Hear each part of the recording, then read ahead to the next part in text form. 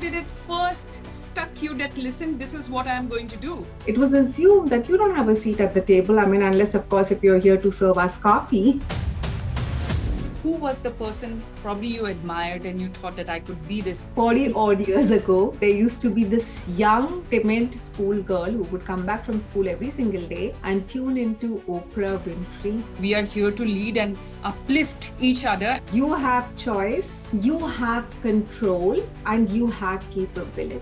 Any one thing that you want to say to women in terms of how they can bring the light up in them? When women begin to unlearn their self-doubt and their sense of limitation, the world can't but see their power. It's a very famous quote. Boring and consistency is what leads to the growth or the abundance that we are seeking. I absolutely enjoyed our conversations. Kudos to you, and I cannot wait for you to continue doing amazing things.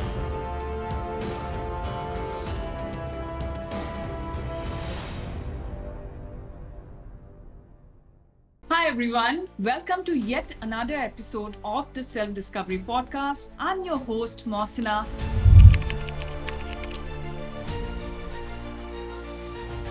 Self-Discovery Podcast explores the inner world of leadership, the beliefs, the mindset, and emotional intelligence that shape how we lead ourselves and others. Today on the Self-Discovery Podcast, I'm thrilled to welcome Navixha, a powerhouse of energy, insight, and inspiration, a leadership and emotional wellness coach.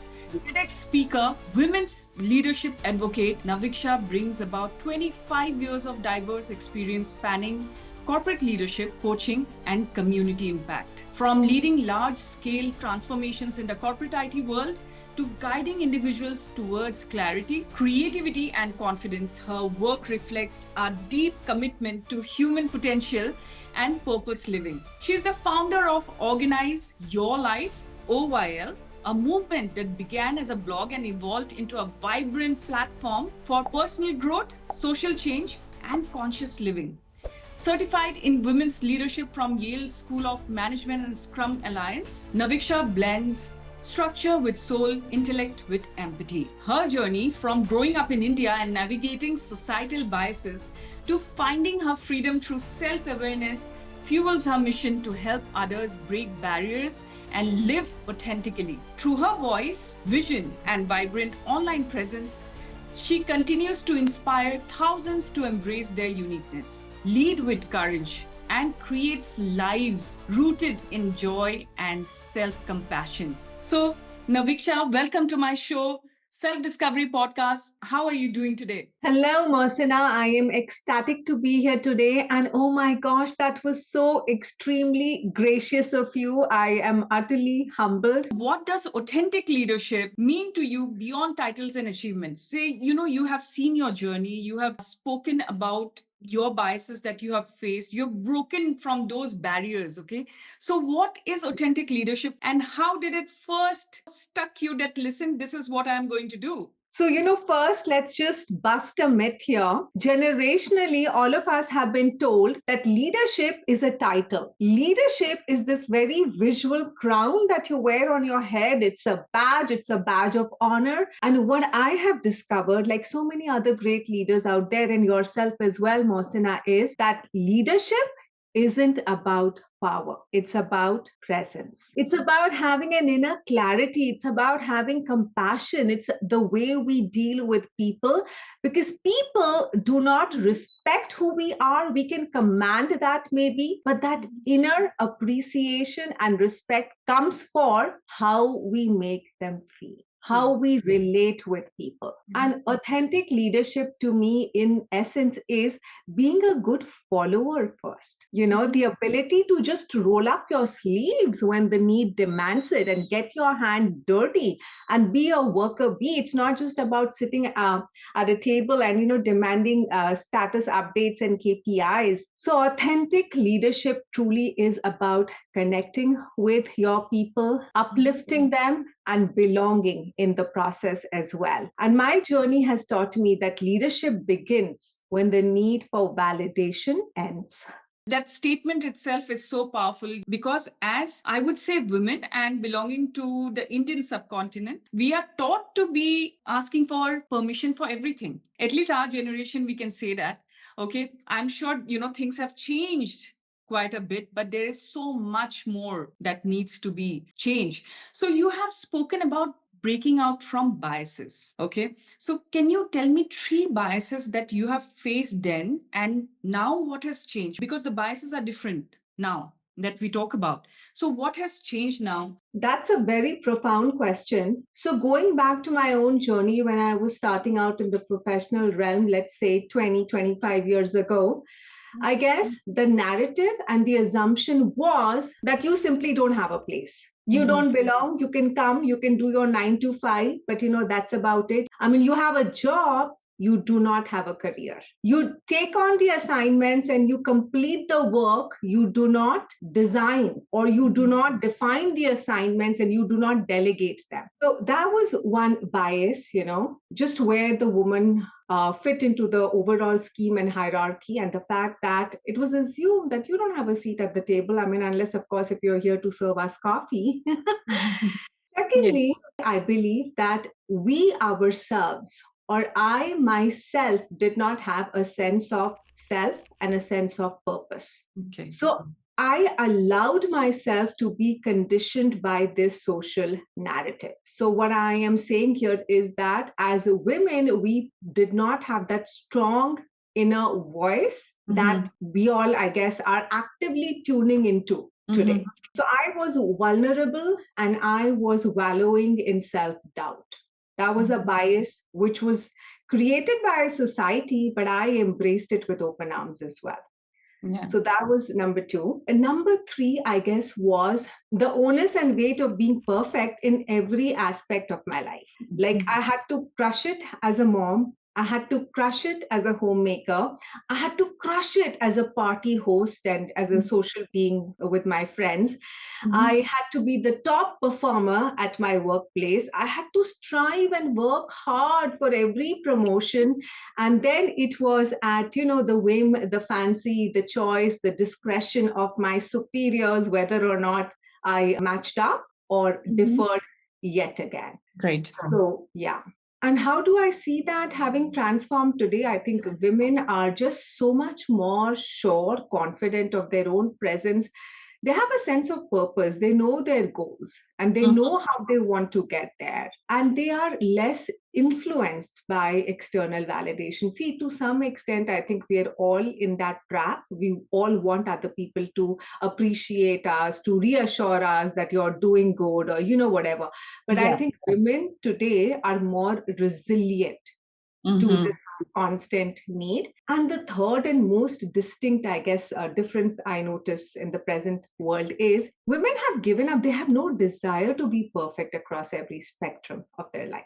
They are smart enough that they want nothing to do with being the perfect wife, perfect boss, perfect mom, perfect chef, perfect housekeeper. No, they are prioritizing. And it can switch too. That level of commitment and focus urgency can also switch, and they are masterfully, I think, going through that process. What you have just spoken is first thing admitting it, that we have been conditioned so much that we started thinking that what we are doing is not very important, or it won't last for so long, or we won't go in that curve for so long that we will sustain, or we will become a leader, or we'll be at the table. So accepting that and that thought process and speaking about it on my platform, I really thank you for this. Second of all, when you said perfection, absolutely right. And the guilt that comes for not being there, okay, not being that 100%, that is so strong in women, and not today's women, I would say, not today's generation,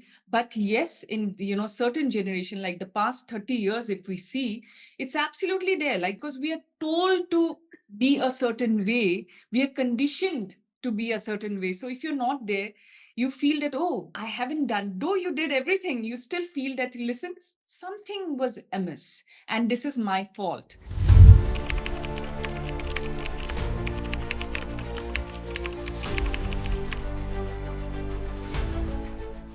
You're a coach now. So how do you recognize these in women And how do you bring out their leadership or that empowered self, understanding where they are coming from and recognizing their strengths and bringing them out forefront, if you can tell us? Very poignant question.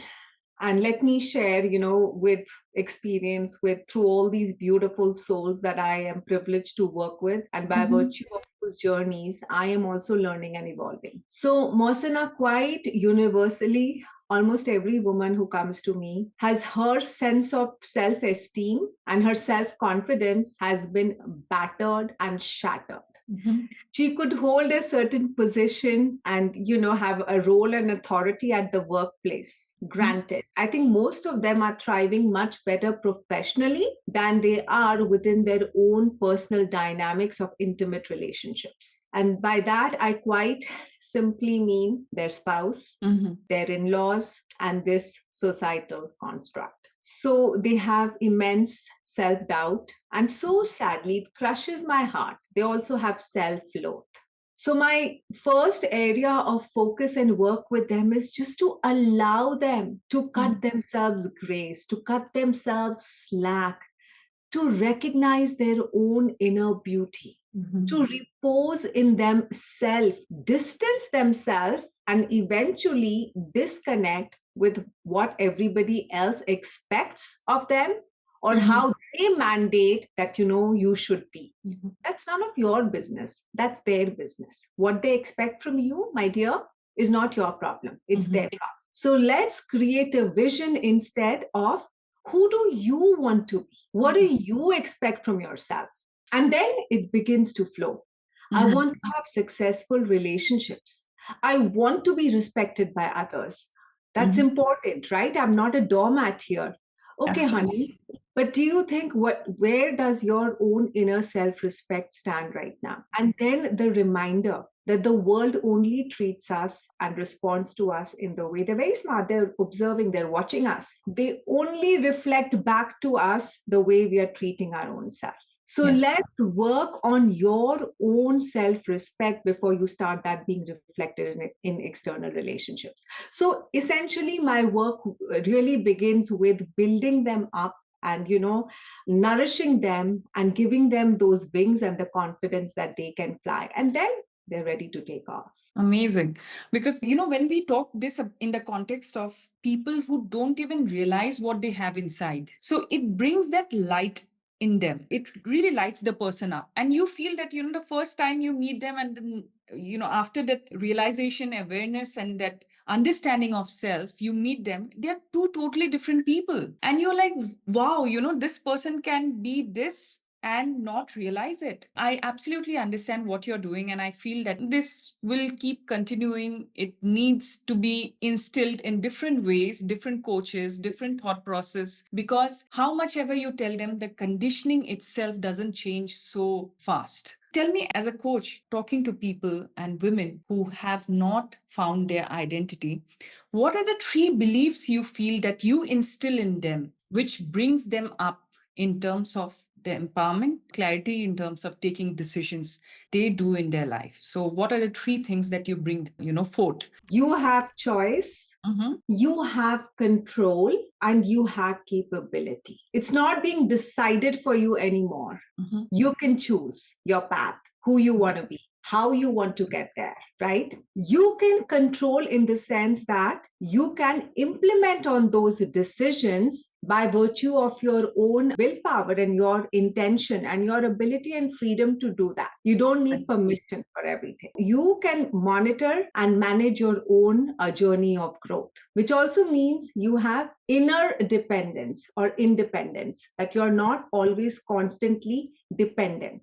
And thirdly, you are qualified, you are capable, and the sky is waiting for you to take it off. Beautiful, beautiful, and powerful at the same time. Three core beliefs, again, in terms of a mindset of someone who has say they have understood that this is who I am. Okay, so what are the three core beliefs they should have as a leader when they go ahead and they try to lead, say, organizations or projects or their family itself? The vision that they need to have. What are the three mindset beliefs or thought process that defines an empowered individual's persona? The depth and the, I guess, openness of mind to understand and acknowledge that my leadership is not simply determined by my title, but Mhm. it's my attributes and my qualities. It's my people relationships. It's how I nurture and build people. So, to, I guess, go beyond the traditional description of a leader and really look at that in terms of qualities and attributes. Secondly, leadership is not a destination, it's constant growth. So you have never reached the pinnacle, and you might think so, but that pinnacle also is yet another milestone. Mhm. And you can choose how many milestones there are over and above and beyond. So you constantly have to keep growing. And again, this growth is from an inner growth standpoint and not necessarily that next title, that next paycheck. And thirdly, I guess it's about building a community and Yeah. empowering others to become strong leaders as well. So great, I am an aware, self aware, empathetic leader. I'm constantly working on myself. I understand that I'm in this growth journey and not, in any rush to reach a destination. Perfect. But yet again, this process does not end with just me alone. Now I need to nurture others to come into the same space and same mindset. Absolutely. But do you feel that, women in leadership, they try to be one alone at the top and not promote people and women, other women? Because over generations, we see this that, I have spoken to many women leaders and they have told me that because women have started coming in leadership position recently, not very long ago. So it is men who has supported them and women have been more in competition with them. So very competitive. So what is your take on this and how should this be in an ideal situation, if I may ask? Well, ouch, because you just hit a nerve. Yeah. So I have experienced women on both tangents.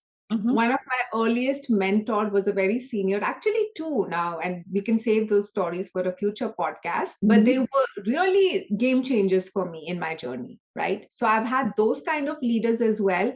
And then I have had the gaslighting, passive aggressive ones. So I'm going to quote a very recent incident in the past, maybe 4 or 5 years of my professional journey. And I was working for a female boss, and I'm workaholic in the sense I truly enjoy my work. Whatever I'm doing, I love immersing myself in it, and I'm constantly pushing my own limits.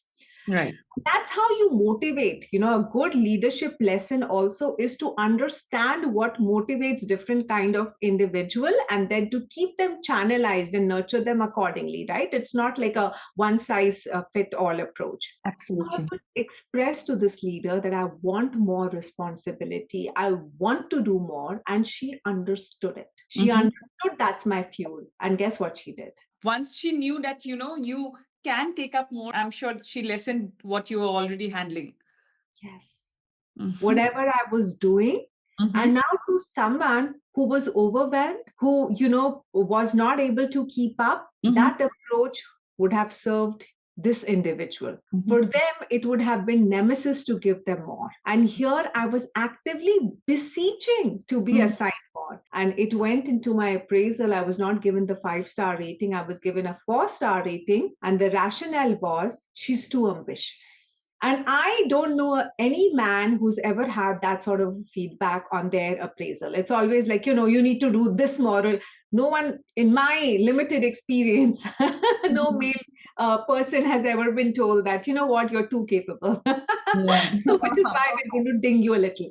So, the point is, Mohsin, I've experienced both kinds of women. And Mhm. in my own circles and in my own journey, there's been no dearth of women trollers. Mhm. And there's been no dearth of women soul sisters and soldiers who have Mhm. constantly, safeguarded me, strengthened me, been there for me, looked out for me. So it goes both ways. There's both Mhm. kinds of experiences in my own journey. Now, to your question that why do women act this way? There has to be some level of self responsibility that, all Mhm. right, I mean, it is intergenerational. Women have, when they're in the era of the different Ranis, I mean, this competition is just age old. It is ancient that you have Mhm. to the best Rani amongst this horde of Ranis that the king has, right? I guess this is just inbuilt in us that we're always insecure of that next woman, and Mhm. society has created this environment for us. All right, granted, that is one factor. Does it come from the sense of that, there's only this much, so I want to have it rather than giving it to someone else? Or it comes from that mindset of lack and not from that, we are here to lead and uplift each other. And if we lead together, it's much better than just be me in things. Does it come from those, generations of not giving women that kind of a position, or creating that this is it, what you get, and you don't get more than this? Does it come from that mindset? Yeah. Of course, that Yeah. lack, that shortage, that urgency which was created for us, that there's only one crown. We were told Yeah. there's only one crown. Yeah. No, damn it, each one of us has our own crown. Absolutely. And Yeah. a truly evolved woman is who can fix. And we've seen this on social media. When Mm-hmm. you can fix another's crown, Mm-hmm. right?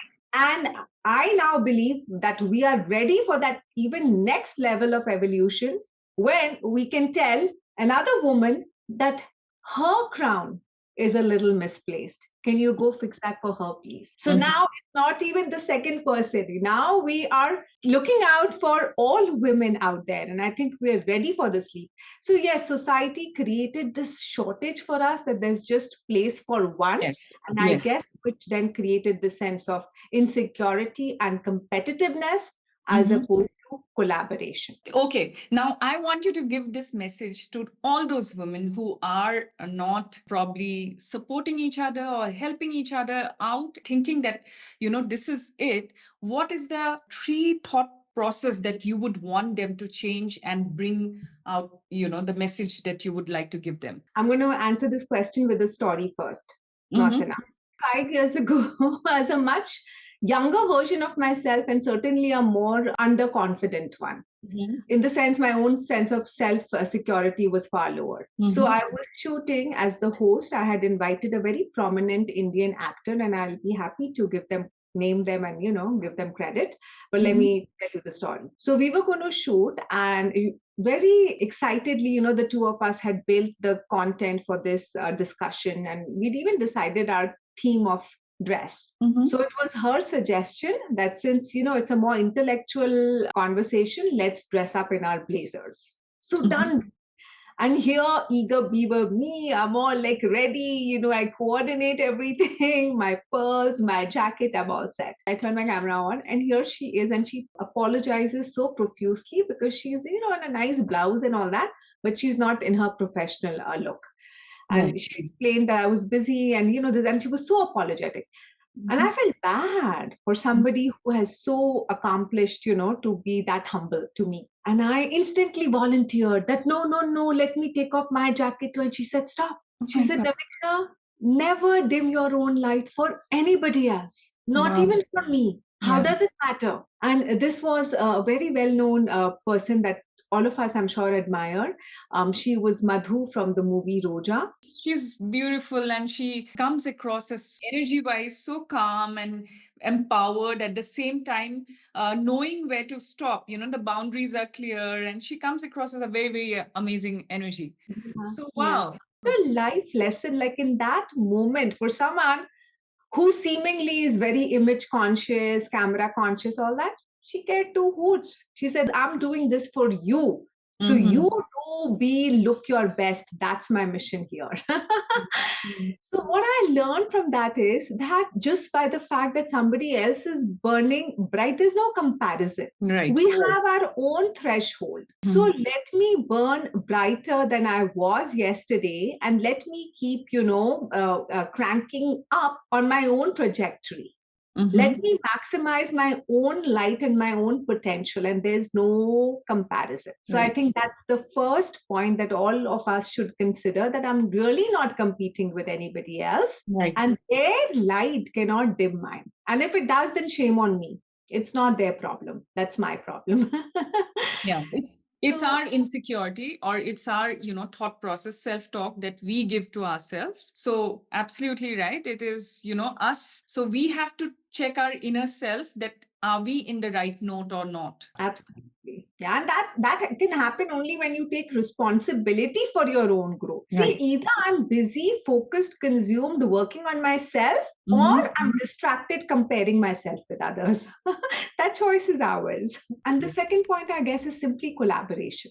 There's Mm-hmm. only so much you can do. We all know that when a group of women get together, oh my gosh, they are the deadliest and the hardest and fiercest force for anybody else to take on. True. So, nothing stronger than a tribe of women. So, please collaborate and work together. Yes. And number three, there is no fire, there is no rush. You do not come with a shelf life or expiration date, and they can tell you that these are anti aging creams for 30 plus or 40 plus or 50 plus. Damn it, you're not a number, and your Right. inner light never expires. Powerful. And this will resonate with many of the people because they are living this life and they understand the kind of comments that comes in. You don't fit in here. Like you said, you're too ambitious. Is that a bad thing? As in, how can ambition be a bad thing? Because it's not that you're balancing out your life. And even if you're not balancing out of your life, it's your choice. It's a very, very famous quote that boring and consistency is what leads to the growth or the abundance that we are seeking. Okay. So, what is your boring or consistent ritual that you are doing in your life which brings out that light in you? I'm going to give you two. Mhm. One, the more flippant, more indulgent, but very real, very authentic one. Mhm. And, and the second, I guess, which is one of my mantras for giving my best every single day. I don't know if I succeed every single day. I certainly don't. But Mhm. do I give my best? I guess yes, most days. So my guilty secret is just some nice ginger infused, hot, kadak, sweet chai throughout the day. Wow. Mhm. So, like people are vaccinated. My joke is that I am constantly caffeinated. Mhm. So that, and secondly, Mohsinaa, I'll tell you, and I'll share a mantra here as well, right? Yeah. So it's not that I don't face dejection. If anybody who's observed my journey will know that I've gone through some really, really dark clouds and I Mhm. have some absolute abject lows as well. What keeps me going? Because my dreams and my goals to me are extremely expensive. So one failure, one critique, one detractor is not going to distract me. I have Mhm. that clarity that what I want is far too precious to squander away on the daily ebbs and flows of life or on other people's opinions. And then my mantra, I guess, if I had to share one, is that immediately when something unpleasant happens or disturbing happens, then just to rest. And this is a shift because I was always in this reactive mode. Mhm. Now I know the best, the most optimal approach or response is to actually rest and pause in the moment. Don't rush out into a response. Rest, pause. Second, introspect, reflect. So, this is a blend of not entirely disregarding what other people are thinking and also not entirely taking that on and hating yourself. But Mhm. introspect, where are your opportunities? What are your strengths? Where are your weaknesses, right? So, have that self awareness. Mhm. And third is realign with your purpose.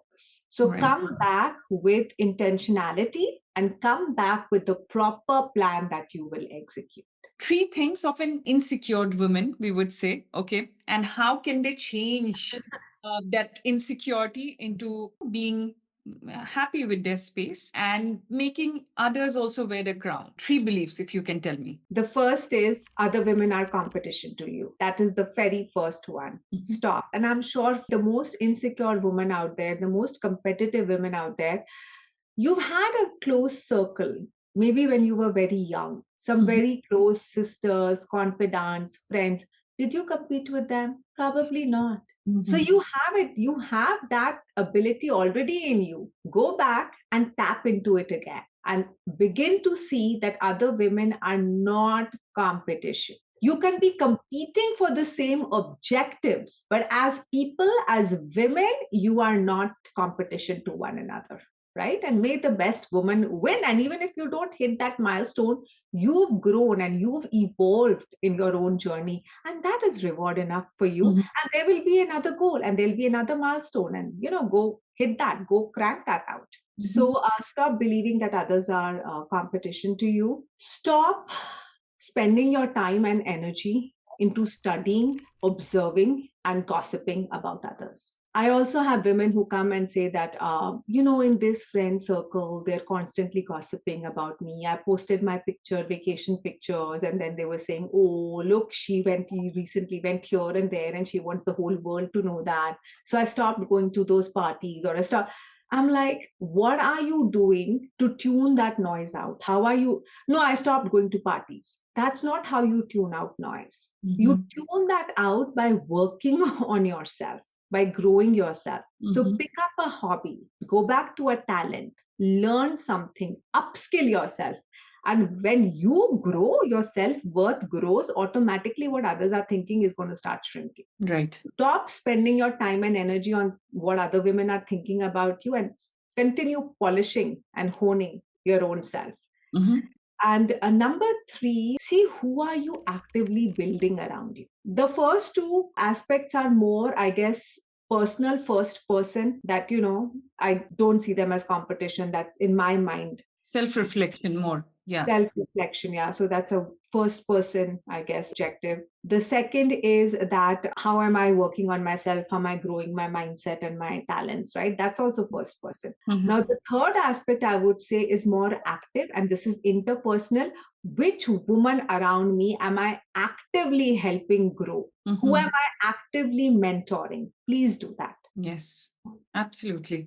So your journey is inspiring. And if you can speak about your journey, the highlights of it, or who was the person probably you admired and you thought that I could be this person, or the leadership thought process that you imbibed from someone, or maybe books. So if you can just summarize your journey in, with the highlights and the thought process. And I'm really going to age myself by saying this, but 40 odd years ago, there used to be this young, timid, maybe even school girl who would come back from school every single day and tune into Oprah Winfrey Mhm. and just lose herself in that world of communication, dialogue.